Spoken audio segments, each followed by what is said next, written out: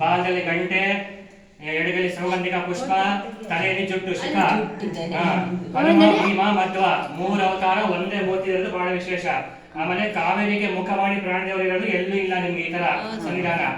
ಕಾವೇರಿ ಮುಖ ಮಾಡಿ ಫೇಸಿಂಗ್ ಎಲ್ಲೂ ಆತರ ಎದುರುಗಡೆ ಎಲ್ಲೂ ಇಲ್ಲ.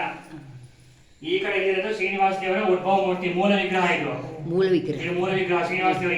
ಈ ವಿಗ್ರಹ ಮೊದಲು ಇಲ್ಲಿ ಮುಂಚೆ ಇತ್ತು, ಇಲ್ಲಿ ಮುಂದ್ಗಡೆ. ಈ ವಿಗ್ರಹ ಮೊದಲು ಇಲ್ಲಿ ಪೂಜೆ ಆಗ್ತಿತ್ತು ಮುಂಚೆ, ಯಾವಾಗ ಸುಮಾರು ಒಂದು 100-200 ವರ್ಷ ಹಿಂದೆ, ಅವಾಗ ಹಳೆ ಕಾಲದಲ್ಲಿ. ಅದು ವಿಗ್ರಹ ಏನಪ್ಪಾ ಅಂದ್ರೆ ಭಿನ್ನ ಆಗಿದೆ, ಕೈ ಕಾಲೆಲ್ಲ ಸ್ವಲ್ಪ ಮುಖ ಎಲ್ಲ ಇದಾಗೋಗಿದೆ, ಸ್ಪಷ್ಟವಾಗಿ ಏನು ಗೊತ್ತಾಗಲ್ಲ.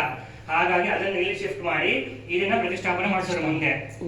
ಸತ್ಯ ಪ್ರತಿಷ್ಠಾಪನೆ ಮಾಡಿದ್ರು, ಸತ್ಯಾಪುರ ಪ್ರತಿಷ್ಠಾಪನೆ ಶ್ರೀನಿವಾಸ ದೇವರು.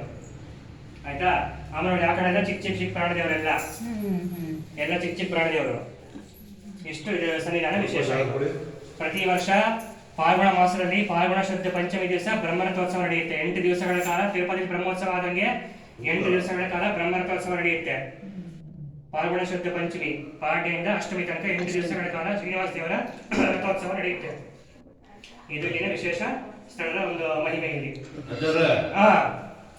ಇಲ್ಲಿ ಹೇಳಿ ಯಾರವರು ನನಗೆ ಫೋನ್ ಮಾಡಿದವರು?